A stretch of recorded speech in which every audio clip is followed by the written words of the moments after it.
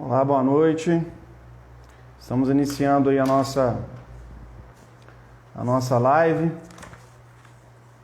Estou aguardando aí, dando um tempo aqui até as pessoas se ajeitarem, chegarem. E hoje nós vamos debater aqui eu e o Dr. Cláudio Augusto Gomes sobre o caso Mariana Ferrer. Um caso aí de grande repercussão na mídia nas últimas horas, nos últimos dias. Parece que o Dr. Cláudio já chegou.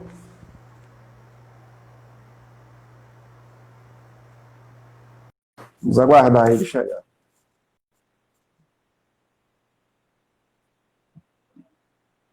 Obrigado aí, Zé Geraldo, Francineide, que chegaram. Doutor Cláudio Augusto Gomes, boa noite. Boa noite, doutor Graziano. Como é que tá as coisas? Tudo ótimo. Hoje um caso bem polêmico, né, doutor? O caso hoje midiático, eu diria. Não polêmico, mas bastante midiático. A mídia praticamente transformou ele numa vertente, né? Perfeito. Doutor, nós vamos então dar início falando aí, vamos fazer primeiramente uma análise do estupro, dos crimes contra a liberdade sexual do 213, para que o nosso público aqui hoje ele possa entender. Nós vamos falar primeiramente do estupro, do artigo 213, vamos falar aí sobre este crime, e depois nós vamos para o 217A, parágrafo 1º, que é o caso em questão. Então, doutor, para nós iniciarmos aqui, antes gostaria de te agradecer por ter aceito o convite de participar dessa live hoje. E o artigo 213 diz o seguinte, doutor, do Código Penal: constranger alguém mediante violência ou grave ameaça a ter conjunção carnal ou a praticar ou permitir que com ele se pratique outro ato libidinoso. É esse caso em questão? No caso em questão, não seria bem o artigo 213, né? Porque essa questão de constranger alguém, o que significa? É manter relações sem a permissão da pessoa, ou ato qualquer, sem a autorização, sem a permissão dessa pessoa. No caso, especificamente do André com a Mariana, a gente não está vendo isso. Porque, se a gente for pensar no artigo 213, não teve violência. Ele não se impôs sobre ela com força que um homem poderia ter sobre uma mulher, ou mediante uso de arma, ou qualquer outro meio, o artifício. Ele não se impôs sobre ela com coação psicológica. Ele não se colocou com a questão de algum descuido, alguma situação. Por exemplo, ele tinha algum conhecimento de alguma situação dela que ele poderia expô-la, e isso daria constrangimento para ela. Então, assim, seria mediante fraude ou mediante chantagem. E não tem nenhum desses casos configurado. Então, assim, o artigo 213 não caberia nesse aspecto. Perfeito. E lembrando que nesse artigo 213, a pena é de reclusão de 6 a 10 anos. Passando agora para o estupro de vulnerável, o artigo 217A do Código Penal, caput, diz o seguinte: ter conjunção carnal ou praticar outro ato libidinoso com menor de 14 anos. Também não se aplica. Não, no caso dela não se aplica porque ela é uma menina de 21 anos, né? Então, não se aplicaria o caput. A gente teria que partir já para o parágrafo 1º. Interessante, doutor, como o nosso público talvez não é do meio do direito, dizer que esse artigo 217A do Código Penal, que é manter relação sexual ato libidinoso, né, ter conjunção carnal com menor de 14 anos, independe da vontade, no caso aí, da vítima. Correto. Pode ser se ela conseguir... As pessoas anteriores, se for. Neste caso, vai acontecer, sim, estupro de vulnerável. Exatamente, nesse caso aqui. Agora vamos para o 217A, parágrafo 1º, que diz o seguinte: incorre na mesma pena, ou seja, de 8 a 15 anos, estupro de vulnerável,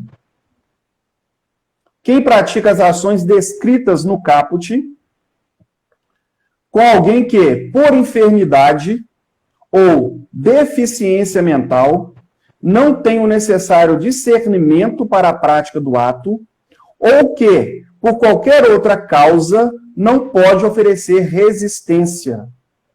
Então, no caso da Mariane Ferrer, se aplica o parágrafo 1º, não é isso, doutor? Exatamente. Só que a gente tem que olhar aí, temos aí 3 modalidades. A primeira modalidade aí, a gente vai falar daquelas pessoas que têm enfermidade, ou seja, uma pessoa que está doente, uma pessoa que está acamado, uma pessoa que está, não sei, qual seria a condição, mas uma pessoa que não teria condição física para se defender. Não é o caso dela, ela estava bem. Sim. A outra condição que a gente fala é da deficiência mental. Pelo que eu saiba, essa menina tem a capacidade dela perfeita, ela não tem nenhum problema com condição mental. Pelo menos até Então, a que a gente... Então, quer dizer que, por enfermidade ou deficiência mental, afasta. Exatamente. Ficaria aí somente por alguma coisa que tirasse dela a resistência. No caso em questão, eles falaram que o André teria dado ela, teria dopado ela, ou ela se ela estivesse bêbada. Esse é o caso. Certo. Só que não existe provas do doping. Mas antes, doutor, vamos lá. Antes de nós entrarmos nesse mérito, eu gostaria de abordar com o doutor aqui sobre a questão do sigilo, explicar para as pessoas que estão nos acompanhando aí, que esse tipo de crime, ele não pode ter publicidade, ele tramita em segredo de justiça. Por que no caso, este crime aí acabou tendo conhecimento público? Vamos partir para o princípio. Não é só este crime, mas todo crime que infringe a dignidade da pessoa humana, crime de estupro. A Maria da Penha, né? Maria da Penha. Algumas lesões, inclusive. O suicídio mesmo. Por que esses crimes são tão escondidos? Primeiro, instiga-se outros autores a fazer o mesmo ato. Quando você tem uma publicação ou uma grande divulgação de estupro, outros atores, né, querem repetir o que foi feito. Acham Exatamente. crime. Um segundo ponto é que isso fere a dignidade da vítima. A gente pode falar de vitimização, mas ela está sendo novamente vítima da sociedade que a expôs agora. Tanto Exatamente. É que ele precisa que a vítima dê queixa e que ela queira representar. Por que ele faz isso? Porque se a vítima quiser esconder aquilo por causa de vergonha, por causa de problemas com a sociedade, para que ninguém descubra o que aconteceu, é um direito dela. No caso da Mariana, não. Foi amplamente divulgado. Inclusive, gravaram a audiência e divulgaram na mídia. O Intercept tem isso divulgado. A meu ver, essa divulgação é crime. Porque você está quebrando um sigilo e fazendo uma grande... Exatamente. Exatamente. Doutor, reconhecer aqui a presença de algumas pessoas que estão aqui, a Francineide, o nosso amigo Zé Geraldo, que estudou conosco, nós temos aqui a Jaqueline, minha aluna, foi uma aluna minha lá do Bom Jesus do Galho, que bom que está aqui, o doutor Luiz Carlos está aí conosco também, a Lucimar, minha esposa, está aqui, o Felipe, agradecer as pessoas que estão presentes na live. É bom vocês estão nos prestigiando hoje. Exatamente. Então, nós vamos partir agora, antes de entrar no mérito ainda, que é o que as pessoas estão querendo, enquanto isso vai dando tempo de outras pessoas entrarem, é que nós pudéssemos analisar aqui, gostaria de saber a sua opinião sobre a conduta do advogado, do promotor e do magistrado. Tem muitas pessoas que não viram essa filmagem como um todo, certo? o advogado ele foi instigado a ser provocado. A menina instigou ele o tempo todo. E aí ele explodiu. Não estou aqui defendendo a ele, nem a sua conduta. Eu achei ela errada, mesmo com toda essa instigação. Porque ele é um dos operadores do direito. Ele tinha que se manter sereno sobre qualquer aspecto. Eu sei que do ser humano é muito complicado isso, mas ele tinha que se manter sereno. Então, eu condeno muito a conduta dele.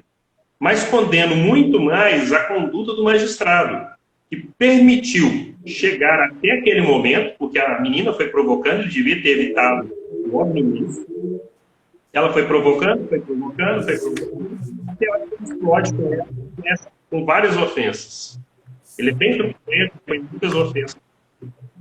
Então, o que acontece? O magistrado também não se impõe, ele não impede que aquilo aconteça. Ele é a autoridade presente, ele é a autoridade moderadora, ele é o poder moderador ali para tentar apaziguar os danos. E juntamente com ele nós temos o Ministério Público, que se diz o paladino da justiça, franqueador da verdade, e o fiscal da lei. Como é que pode uma situação dessa? Exatamente. Doutor, passando então agora para o mérito em si. O Ministério Público, ele pediu a absolvição com base no artigo 386 do CPP, seu inciso 3º, por não constituir o fato infração penal. Mas para aqueles que não acompanharam todo esse caso, seria possível fazer uma síntese dos fatos, do que ocorreu naquele dia? Eu gostaria de começar fazendo um pequeno resumo, para a gente falar da síntese mesmo, desde a delegacia da investigação, desde o início dos fatos.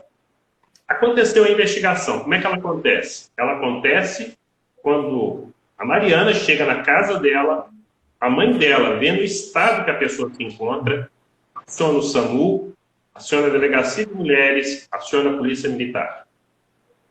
Não satisfeita, ela leva a filha até a Delegacia de Mulheres. Lá faz a coleta, fazem todo o apanhado. Ela não ficou satisfeita com a perícia, leva a filha a um hospital e faz uma perícia particular. Nesse processo, nós devemos ter, em média, 500 folhas de laudo e perícia. Então, laudo e perícia foram feitos em grande quantidade. Eu gostaria de falar um pouquinho do médico que atendeu ela no hospital. Ele foi chamado a depor e ele depôs na delegacia. Ele falou que o ímã foi rompido, isso é fato, então ela teve relação sexual e ela era virgem. Isso é fato incontroverso, não cabe aí nenhuma expectativa diferente. Ou seja, a materialidade está comprovada. Com certeza, é uma mulher de 21 anos, ainda virgem, que teve a sua virgindade comprometida, porque o ímã foi rompido e teve a conjunção carnal. Quanto tempo teve ocorrido isso? Pelas estatísticas médicas, seria de 24 a 48 horas. Mas, por haver sangramento, tinha menos de 24 horas. Ou seja, ela foi ao hospital ainda bem próximo do que aconteceu. Então, foi muito rápido esse atendimento, foi muito rápido tudo que aconteceu. Quando ela vai ao médico, e o médico é questionado sobre isso em depoimento, a questão é, ele fala que ela não estava com fala desconexa, ela não estava confusa, ela estava muito ciente e serena do que estava falando, com muita firmeza nas palavras. Ou seja, não havia ali nenhum indício que ela estivesse dopada ou... A questão maior que foi colocada é a questão que ela foi dopada. Este médico que atendeu, fez os exames, a delegada de polícia também não viu isso. O médico legista da delegacia de polícia também não constatou que ela estivesse dopada. Esse é o grande impacto disso aí. Embora a gente não constatar também que ela estivesse dopada, porque o que ela conta, que ela teve amnésia, perda de memória, uma depressão logo na sequência, isso tudo é fato de uma pessoa e usou droga contra a vontade. Então a gente não pode também descartar essa possibilidade. Alguma Exatamente. droga sintética, ainda desconhecida dos nossos meios, com efeito muito rápido, mas também que dilui muito rápido no sangue, porque ela fez vários exames de sangue e nenhum deles, eu digo nenhum, constatou alcoolemia ou mesmo drogas. Ela fez cannabis sativa, ela fez todos os exames, tem uma lista imensa de exames. Não está comprovado. Pode acontecer com uma droga sintética desconhecida? Pode, mas até agora a gente tem que basear nos fatos. Não tinha nenhuma impressão sobre droga. Ô, doutor, deixar muito bem claro aqui para as pessoas que estão nos acompanhando que a nossa opinião aqui é baseada em questões técnicas. Nós não estamos aqui a favor de A e nem de B. Então, nós tivemos acesso à sentença. Eu sou contra essa questão de estupro, né? O estupro é algo que a gente abomina mesmo, a gente é contra Com certeza. isso. A relação tem que ter com consentimento, seja ela homoafetiva, seja ela heteroafetiva, mas a gente está falando em cima de dados que a gente está tendo, porque foi colocado de uma maneira midiática muita coisa e realmente a gente não está encontrando. Exatamente. Então, até porque o próprio magistrado, na sentença, ele cita o erro de tipo. O erro de tipo é quando o agente ele erra sobre um dos elementos constitutivos do tipo penal. Ou seja, no caso aqui do parágrafo 1º, o magistrado, em sua sentença, diz que, no caso, o André, ele errou no caso de saber que ele não teve dolo, pois ele não sabia que a Mariana ela tinha a sua resistência diminuída. Ele errou sobre isso. Neste ponto aí eu gostaria de fazer uma parte, porque é bem interessante. Esse aí é o ponto da confusão que hoje está na mídia. Exato. De não existir estupro, realmente não existe estupro culposo. Não existe nada disso. Mas o que existe é um grande erro das pessoas que não entendem. Eu gostaria de pegar aqui uma parte do MP e falar ela aqui. É bem interessante. Para a prática de estupro de vulnerável, seria fundamental o conhecimento da discordância da vítima ou a incapacidade para manifestá-la. Não existiu nos autos até agora nada que indique que houve a recusa da vítima ou a sua incapacidade. Então, realmente o MP, quando ele fala isso, ele está ciente disso. Ela não está provada. Por que não está provada? Porque ela, em momento algum, falou, eu não quero. Diferente de quando você tem os outros negócios, as outras situações, a pessoa fala não. Ou tem uma pressão psicológica, eu diria, a gente tem muitos casos aí, semelhantes, casos de pastores, espíritas, e por aí vai, e a pessoa ali tem uma influência psicológica. No caso da Mariana, não teve isso. Ela não tinha uma influência que a impedisse de falar, olha, não quero. Ela estava ciente da sua capacidade. Aí a gente vai entrar para a segunda etapa. E se ela estivesse drogada? Que é o possível. As investigações, que ouviram 22 pessoas, colheram todas as imagens de câmeras do local, mostrou que o André não se aproximou dela em momento algum, só mesmo neste momento. A todo momento, ela aproximava e ele corria. E aí, eles sobem juntos a escada que vai para um camarim lá em cima, e lá acontece o que a gente não sabe, porque lá não é gravado. Mas por que eu gosto de falar isso? Porque uma outra pessoa pode ter dopado ela, uma amiga, um colega, querendo prejudicá-la, ou querendo deixar ela mais alegre, ou não sei o quê, pôs essa questão da bebida, deixa ela mais eufórica, porque foi comprovado realmente que ela só tomou 2 drinks de gin tônico, com Red Bull, por sinal, desculpe, 2 drinks de gin com Red Bull, está na comanda dela anotado, e ela também confessa isso, e os testemunhos falam a mesma coisa, mas ela pode ter no camarim, como tinha bebido à vontade, pode ter bebido outras coisas. Existem muitas situações aí que a gente tem que ver. Uma coisa que aconteceu, ela foi despedida antes do acontecimento.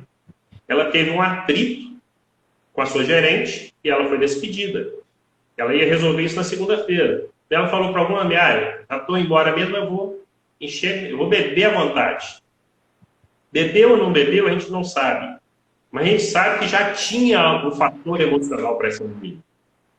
Já tinha uma determinada situação. Ela já estava sob estresse, né? Sim, e tem muitos fatores aí. Ela pode pensar, olha, eu tenho que prejudicar essa empresa. Olha, eu já estou sofrendo, eu quero agora ficar alegre. Então, a gente não sabe realmente o que acontece. Mas esse é um dos fatores. Ela tinha perdido o emprego. Então, ela pode ter ido e bebido realmente. Ou alguém oferecido uma droga e ela ter aceitado. Por quê? Porque ela está no fator emocional baixo. Ela está quase à beira de uma depressão porque ela acabou de perder o emprego. É uma questão boba. Doutor, ressaltar aqui que nesses crimes que geralmente não tem testemunhas, a palavra da vítima, ela tem preponderância. A palavra da vítima, ela pode condenar, sim. E muitas sentenças, elas se baseiam na palavra da vítima. Só que tem um detalhe, a jurisprudência também ensina que a palavra da vítima, ela tem que ser corroborada com as outras provas nos autos. Tem que ter outros elementos de prova. E nesse caso em questão, o que foi mencionado até pelo próprio magistrado, é que havia apenas a palavra da vítima, no caso Mariana, e de sua mãe. As outras testemunhas que falaram na audiência não acompanharam a tese, a fala da Mariana. Então, isso é algo que tem que ser falado e relembrado aqui. A palavra condena? Sim, da vítima. Mas, neste caso em si, a palavra dela não foi corroborada com os outros elementos de prova. Então, o juiz, até pelo princípio indúbio pro réu, ele deve absolver o acusado. Não é isso, doutor? Eu gostaria de frisar nesse caso, fazer uma comparação, e muitos juristas já estão comparando, no caso do João de Deus. João de Deus, a gente não teve a materialidade da Mariana. Aquelas mulheres que foram violentadas por ele, exatamente, não tinha como fazer exame. A gente não teve. O que valeu? Valeu-se da palavra, de uma só? Não, de várias pessoas. São várias testemunhando o mesmo tipo, o mesmo ato. E todos os até o modus operandi semelhante. Com certeza. Então, essa quantidade de pessoas ali é que gerou essa condição. E a condenação do João de Deus. Se a gente pegar aí todos os grandes estrupadores que foram presos, por as vítimas reconhecendo e falando, e com colaboração de outras testemunhas, de outros fatos. Nós temos vários miliantes aí, várias pessoas que fizeram esse tipo de situação. E a gente tem aí a roupa rasgada, o esperma na roupa, as marcas na pessoa. No caso da Mariana, a gente tem realmente o esperma na calcinha dela e sangue da ruptura do íngue. Isso é fato. Isso é fato, não vai discutir. Doutor, reconhecer aqui a Fernanda, que chegou aqui, dando os parabéns aí para mim, mas com certeza é para nós dois aqui. Obrigado aí, Fernanda, pela participação. O cabo Carlos Renato também chegou aqui, obrigado pela presença. Ô, doutor, então materialidade não se discute nesse caso? Não se discute a materialidade está comprovada. Inclusive, temos aí a fala do próprio réu que ele manteve a relação com ela. O que a gente precisa saber é, foi consentido ou não? Ela teve a sua resistência diminuída ou não? E aí, a condição que a gente pode dizer é, A possibilidade dela ter a condição diminuída? Existe. A pergunta que fica é, o André Aranha, ele teria condição de saber que ela estava dopada? Ele teria condição de saber que, de repente, ela com 2 drinks estava embriagada? Porque... Doutor, neste caso é que o magistrado, inclusive eu tenho um trecho da sentença que fala exatamente isso. Ele diz o seguinte, talvez é essa que gerou toda a confusão. Ele fala assim, o erro sobre o elemento constitutivo do tipo legal de crime exclui o dolo, mas permite a punição por crime culposo, se previsto em lei. No caso de estupro, não há previsão legal de estupro culposo. Para haver o estupro, tem que haver o dolo. Não havendo a modalidade culposa, que é o caso em questão, o fato é atípico, não é crime. E ele continua. No entanto, nada impede a incidência do instituto do erro de tipo, ele está dizendo aqui, delineado no artigo 20, caput do Código Penal, no tocante ao estupro de vulnerável, e também aos demais crimes sexuais contra vulneráveis. Com efeito, o erro sobre o elemento constitutivo do tipo legal de crime não se confunde com a existência ou não da vulnerabilidade da vítima. Como não foi prevista a modalidade culposa do estupro de vulnerável, o fato é atípico, é o trecho da sentença. Ou seja, ele não está dizendo aqui que ela não bebeu, ele não está dizendo aqui que ela talvez não fez um uso de uma substância que poderia diminuir a sua resistência. Ele está dizendo aqui que, no caso, o acusado, ele não tinha conhecimento, ele não tinha como saber que a vítima, no caso, teve a sua capacidade de discernimento diminuída. Este é o erro de tipo. Ele errou sobre aí. Então, por ele não ter conhecimento desta resistência dela diminuída, ele, no caso, ele não teve o dolo. Ele não teve o dolo, ele poderia responder por crime culposo. Como não há crime culposo no estupro, o fato é atípico e não teve crime. Eu gostaria de fazer aí uma outra comparação, para a gente entender que muitas pessoas que não são operadoras do direito não entendem dessa questão do crime de tipo. E na mesma situação do estupro de vulnerável, do artigo 217, é aquele rapaz que vai para uma boate ou que vai para a balada... 213. Oi? É 217A, perfeito, tá certo. Aqui, no caso, eu estou entendendo. Você vai dar um exemplo agora do erro do tipo, para que as pessoas que estão nos acompanhando possam entender melhor, não é isso, doutor? Porque esse que gerou toda a confusão. A pessoa que vai para uma balada, ou vai para um bar que é para maiores de 18 anos, lá ele encontra uma menina, muito escultural, e ali ele começa um relacionamento com aquela menina e acaba indo para um motel. Na saída do motel, a polícia militar pega as identidades. A menina tem 13 ou 14 anos. Tem menos de 14 anos. E tinha 18. Ou ele não perguntou a idade, você não pergunta a idade. O local que ela está, só entra pessoas de 18, só entra pessoas maiores. E aí as pessoas falam, mas isso não acontece. A gente tem um caso semelhante aqui em Caratinga, e temos um caso que deu repercussão em São Paulo. Uma menina que saía por lá, fingia, e foi pega. A polícia militar pegou após o ato. A mãe ficou desesperada, o pai queria matar o rapaz. Mas o que acontece? Não tinha como o agente saber que ela era menor. Primeiro pelo corpo, segundo pelo linguajar, pelo comportamento da pessoa. Segundo pelo próprio local. O local que ela estava só entra pessoas maiores. Então onde que ele errou? Aí ele pega aquela pessoa achando que ela é maior e mantém relação com ela. O que o código fala?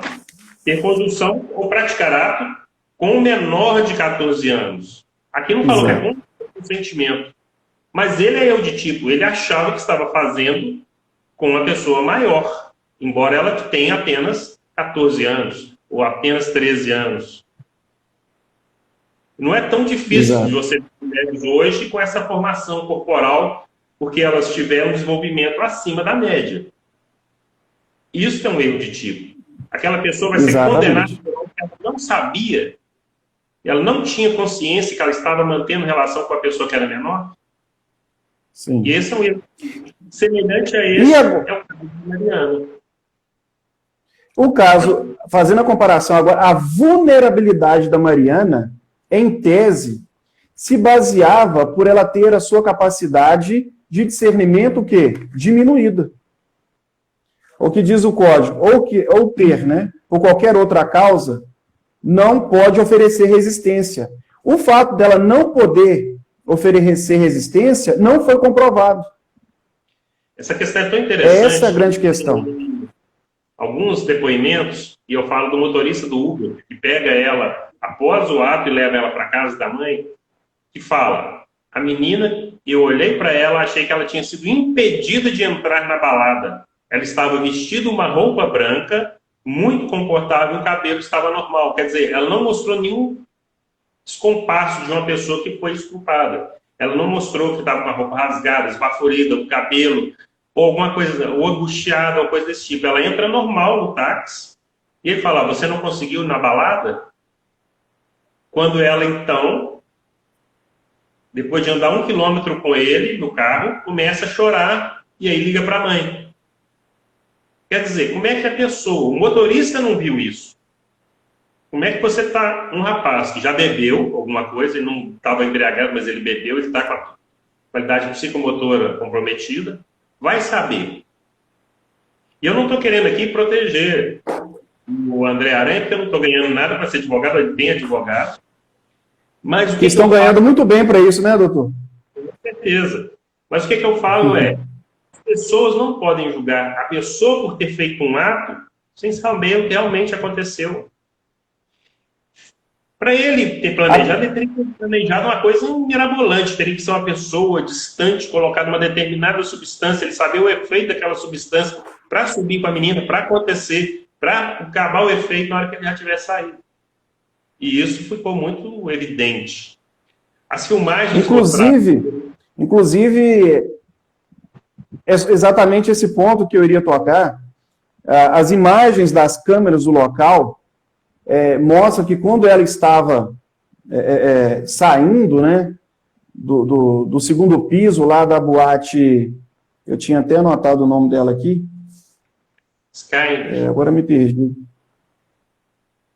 Agora eu esqueci onde estava aqui o nome da boate. Mas é o seguinte, o que ocorre?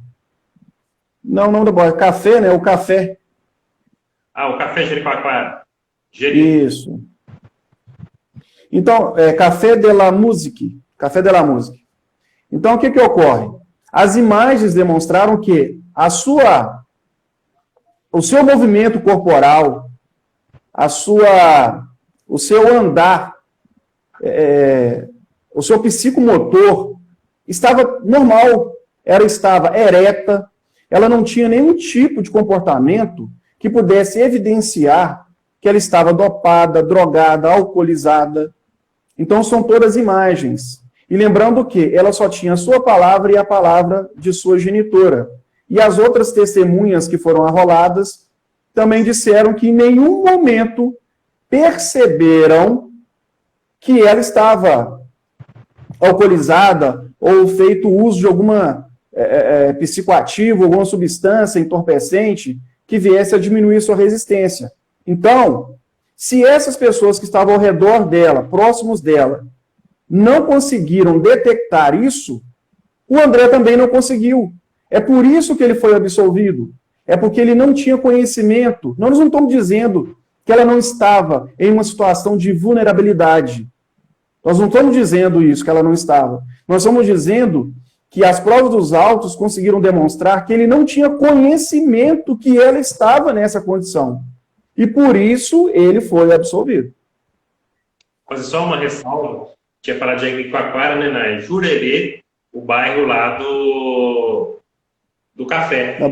Isso. Café La Musique. da música. O que a gente vai falar nessa questão?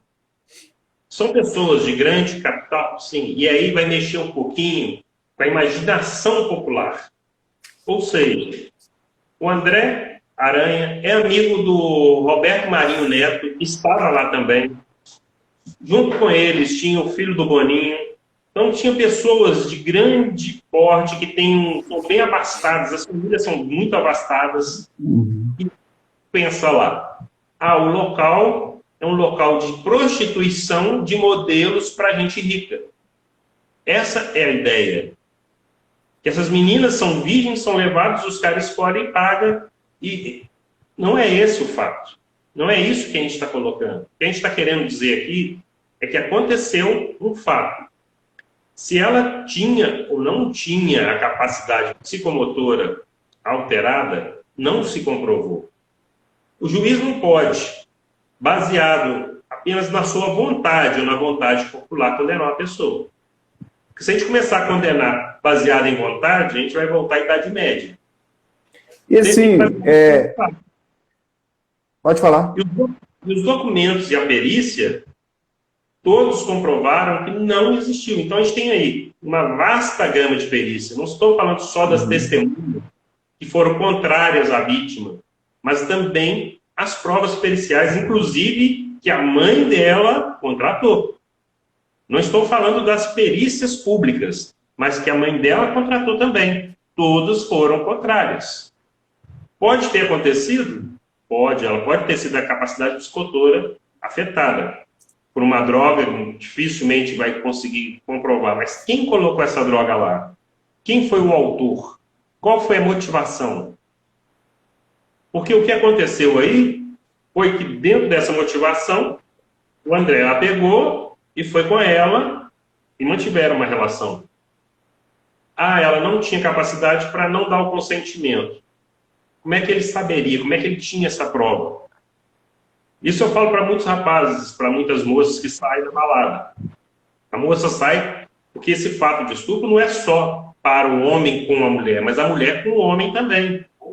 Uma mulher pega um rapaz aí menor, sai com ele, mantém relação. Ele não tinha capacidade no momento que ele estava embriagado. E olha, doutor Cláudio, a doutora Ludmila Guzmão acabou de entrar aqui. Então, vamos agradecê-la aí pela presença, grande advogada, presente aqui na live. E essa questão da embriaguez, eu falo que é um fato muito interessante, doutor. É porque, como é uma droga lícita, ela dificilmente vai estar aí impedindo a pessoa da sua capacidade. Porque se uma pessoa bebe, ela não está impedida de cometer um crime, e se ela comete, ela vai cumprir a mesma punição. Ou seja, a capacidade da pessoa por estar alcoolizada, ainda assim, é uma vertente, existe muita discussão. Agora é saber, ela estava alcoolizada? Pelo que tudo indica, não. A menina estava com um salto alto e atravessa uma rua de pedra portuguesa. É difícil de você andar com salto alto, as mulheres podem dizer isso aí. E as imagens demonstram que estava com equilíbrio. Muito equilíbrio. Ela estava desviando das pessoas, ela não estava cambaleante. Quer dizer, ela bebeu para ficar alegrinha, aquela pessoa mais exaltada um pouquinho. Mas ela não bebeu para ficar cambaleando, ou ficar aquela pessoa que a gente chama de pessoa chata, enjoada. Depois do acontecido, ela teve uma crise de choro. Mas o que pode ter sido essa crise? Pode ter sido que ela pensou, poxa, eu não queria ter feito com esse cara, não era esse cara que eu queria. É o que a gente fala da depressão que aconteceu depois. Muitas vezes, quem já passou por isso na adolescência? Beija uma menina e se arrepende de ter beijado ela. Ou manteve relação com determinada pessoa que se odeia por causa daquilo. Pode ter acontecido com ela. Com ela, foi um momento muito íntimo, muito particular, porque foi a perda da virgindade. Então, tinha que ser com uma pessoa muito especial. E aí, como não acontece, pode ter afetado muito o psicológico dela, sim. Com certeza. Porque é algo, doutor, que não tem como restituir. Com certeza. Uma vez perdida a virgindade, não se restitui. Então, sem dúvida alguma, causou nela um trauma, porque é algo que não é disponível, né? Então, se perdeu, não tem como. Eu falo que não é nem a virgindade, que a virgindade os médicos ainda fazem uma máscara, mas assim, é a perda da inocência. É isso que ela perdeu. Ela perdeu a inocência que ela possivelmente tinha. E isso pode ter afetado a cabeça dela para todo esse trauma. Agora, quem somos nós para julgar ou dizer que sim ou que não? O que eu discordo muito é da maneira com que apedrejaram o juiz pela sentença. Eu posso falar que, na condução da audiência, ele foi horrível, ele foi um dos piores que eu já vi. Mas a sentença dele foi correta. Nós temos que ter muito cuidado, doutor, até como professor da rede estadual também eu converso com meus alunos, até o Mateuzinho está aí, acabou de entrar agora há pouco, lá de Santo Antônio de Manhuaçu, um abraço para ele aí. A gente tem que ser cidadãos críticos. Nós não podemos repassar uma coisa sem nós fizermos uma análise primeiro. Eu até acredito que a gente, naquele momento, onde a temperatura está muito alta, a gente tem que evitar falar alguma coisa para que depois, quando venha a esfriar um pouco, nós tenhamos condição, então, de opinar. Assim, dentro do direito, nós aprendemos aquela questão da escola de base, que é ensinado até hoje aí na faculdade, sobre erros judiciais gritantes, que os donos, né, da escola de base lá em São Paulo foram acusados de estupro de várias crianças, e no final eles eram inocentes. Mas eles já perderam para a sociedade, eles já foram condenados. Recentemente, nós tivemos um caso em Belo Horizonte, do Colégio Magnus, um professor de educação física, também acusado de estupro. No inquérito policial, o advogado já conseguiu comprovar que ele não teve nenhum tipo de participação, ele não praticou os crimes de estupro, mas a sociedade já o julgou, e já o condenou, julgou e condenou. Então, a sua perda é irreparável. Então, imaginemos que uma escola tem 2 professores de educação física para serem escolhidos. Você tem o A e você tem o que foi acusado de estupro. Jamais aquele que foi acusado de estupro, mesmo provando a sua inocência, ele será escolhido. Então, nós temos que ter cuidado, temos que fazer uma análise cuidadosa. Fazemos uma análise de uma forma que nós não venhamos a prejudicar as pessoas, a vida das pessoas. Então, temos que ter calma, temos que ser cidadãos críticos e não repassar uma informação de primeiro momento. Se a gente perguntar assim, quem leu a sentença? Poucas pessoas leram a sentença. Mas já ergueram a plaquinha. Estupro culposo não existe. Então vamos ter cuidado com isso aí. Alguém está fazendo uma pergunta aí, ó. Ele foi inocentado. A Francineide está fazendo a pergunta aqui. Ele foi inocentado porque não tinha como saber que uma garota não consentiu. Então, o problema é que a nossa sociedade é muito estranha. O Francineide, é que nós estamos dizendo aqui. Nós estamos dizendo que... Nós não estamos dizendo que ela não estava alcoolizada. Se ele soubesse, se ele tivesse, por exemplo, colocado alguma substância no seu copo, para que a sua oferecimento de resistência fosse diminuída, e ele a levasse para o motel e ali tivesse condução carnal com ela, ele... Sim, seria, né, doutor? Nesse caso, estupro de vulnerável. Não, e a parte que ela está querendo, ela está falando que não existe, mas ali o que acontece? A própria vítima afirma que não teve a coação. A própria vítima informa que não teve a violência. Ela fala que ela bebeu alguma coisa e que ela perdeu a memória durante todo o período e todo o ato. Tanto é que doutor, inclusive, pode ser uma coisa momentânea. Pode ter sido uma coisa momentânea, somente num lapso temporal, que depois os exames não conseguiu comprovar. Com certeza. Então, assim, se ela tivesse falado, olha, eu disse para ele, igual foi o caso de vários outros autores, olha, eu falei para ele, não faça, e ele fez. Normalmente, a pessoa não fala só não faça, ela tenta lutar, ela arranha. O rapaz normalmente vai amarrotar, a roupa dela está sem amarrotada, ela foi tirada e foi vestida de maneira límpida. Ele não tirou a roupa dela, não rasgou nenhuma parte da roupa dela, o cabelo dela está arrumado. Então a gente não tem uma agressão física, não tem aquela imposição sobre a pessoa. Não é aquela questão de falar, não, ela não falou, eu não quero. Por isso não aconteceu, por isso não existiu a prova. Ela não teve ali, não existe nos autos mesmo, a prova da recusa. O promotor, o juiz, não viram os autos. Não existe lá a prova, olha, eu não quero ter relação com você, não quero. Diferente que eu vi muitas postagens que a mulher fala assim, meu corpo, minha vida, eu digo sim, eu digo não.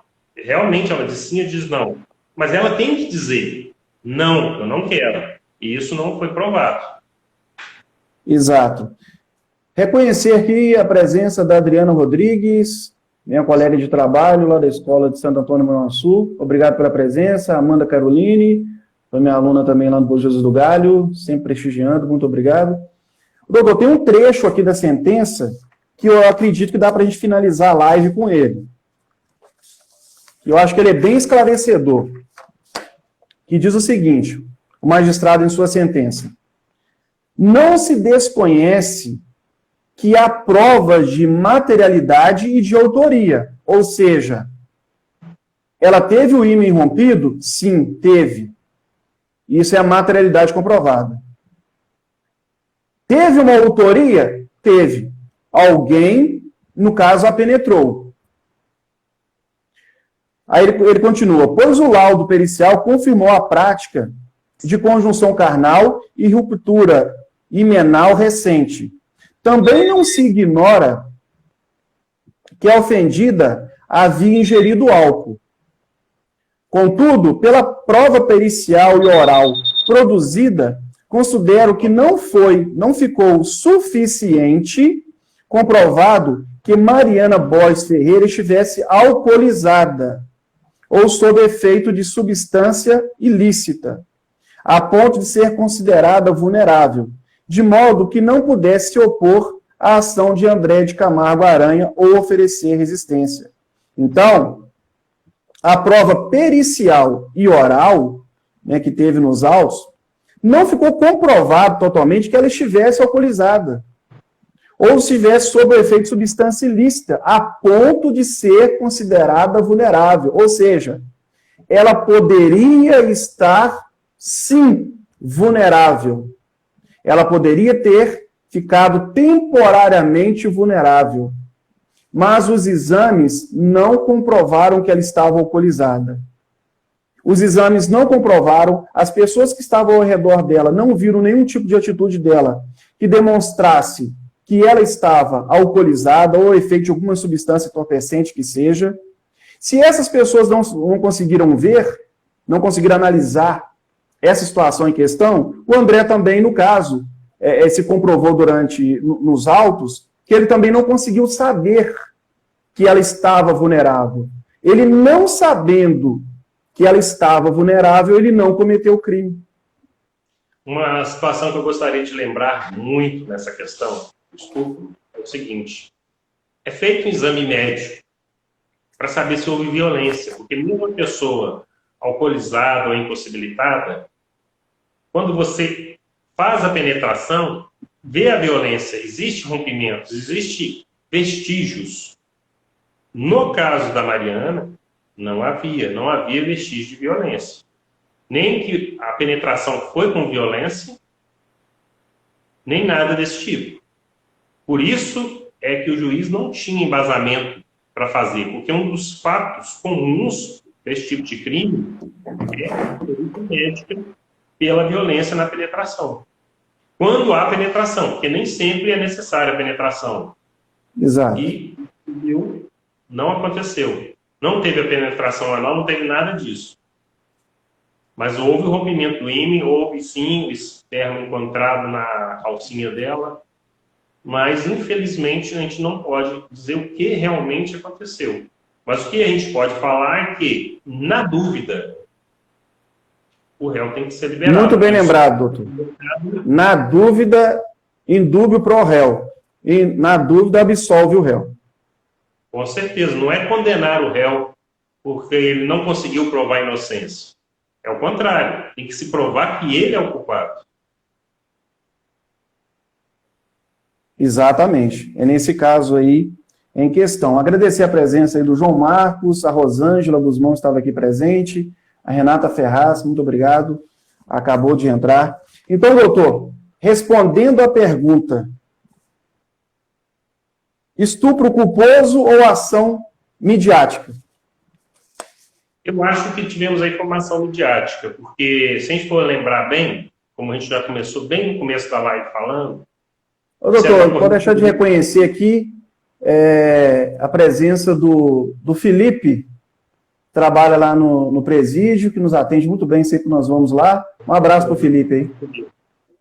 Abraço, Felipe, seja bem-vindo.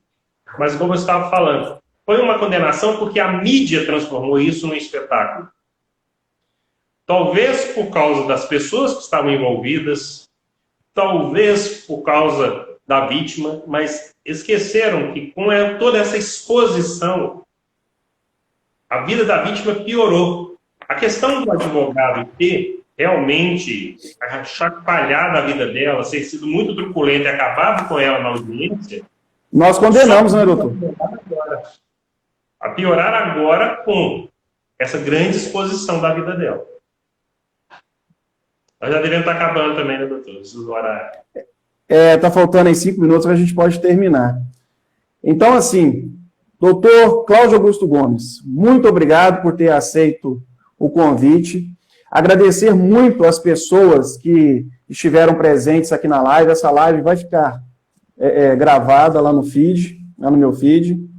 E as pessoas que tiverem alguma dúvida, não entenderam sobre o erro de tipo, pode nos enviar um direct, uma mensagem, que nós teremos todo o prazer, né, doutor Cláudio, poder respondê-las, não é isso?